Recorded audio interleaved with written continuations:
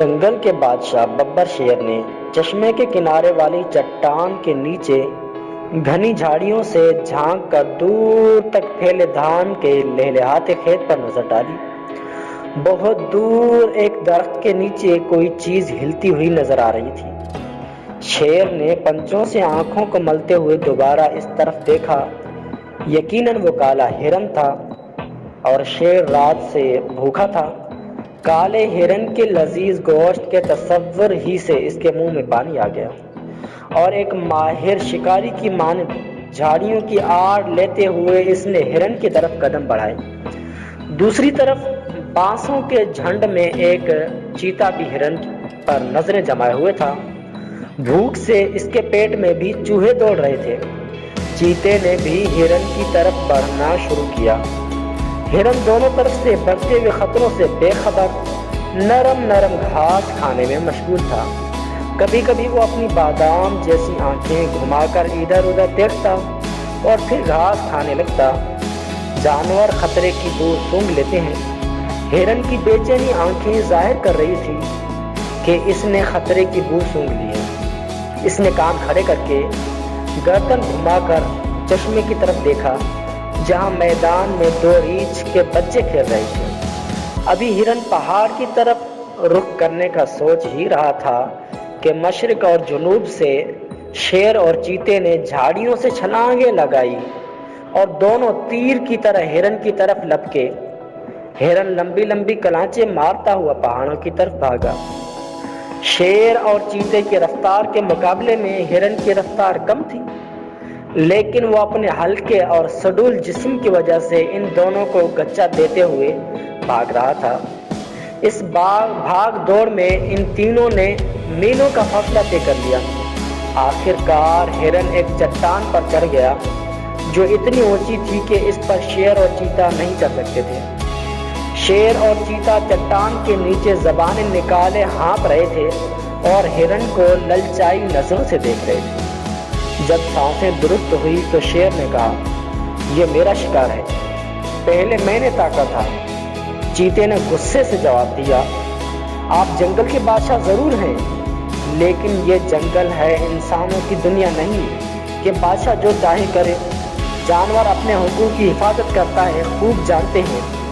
یہ میرا شکار ہے۔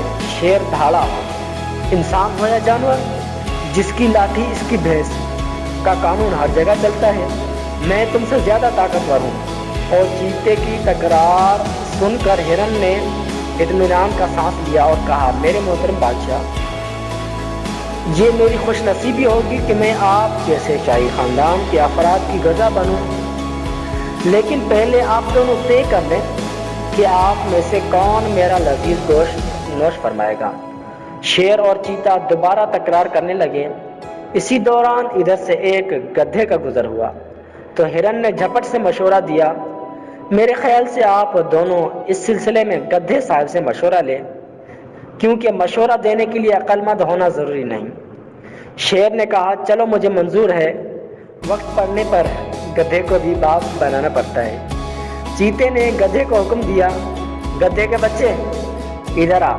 گدھا پہلے تو ڈرا کہ کہیں یہ دونوں اسے ہی ہڑپ نہ کر لیں، پھر ڈرتے ڈرتے دانت نکالتا ہوا ان کے قریب آیا، اور پھر جب اس نے پورا قصہ سنا تو خوشی سے مشورہ دیا، ہاں تو شیر صاحب، آپ کا دعویٰ ہے کہ آپ نے ہرن پر پہلے نظر بد ڈالی ہے، جبکہ چیتے صاحب کا دعویٰ ہے کہ ہرن کو دیکھ کر پہلے ان کی رال ٹپکی۔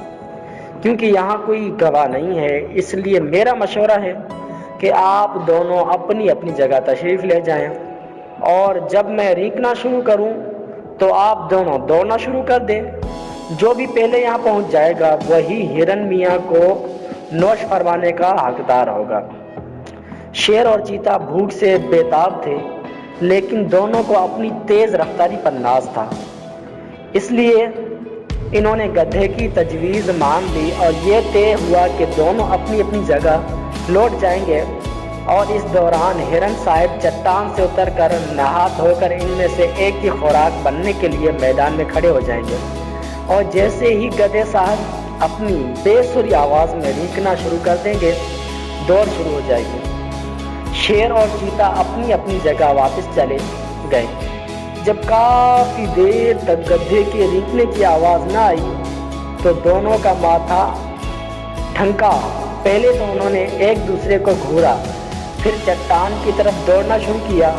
جب وہ چٹان کے نزدیک پہنچے تو دیکھا وہاں چاروں طرف ویرانی اور سناٹا تھا۔ ہرن کا کہیں پتہ نہ تھا اور گدھے کے سر سے سینگ ہی نہیں بلکہ پورا گدھا ہی غائب ہو تھا۔ شیر نے غصے سے چیخ کر کہا، اس گدھے کے بچے نے ہمیں دھوکہ دیا۔ چیتے نے سر جھکا کر افسوس سے کہا، شیر صاحب گدھا وہ نہیں، گدھے تو ہم دونوں ہیں۔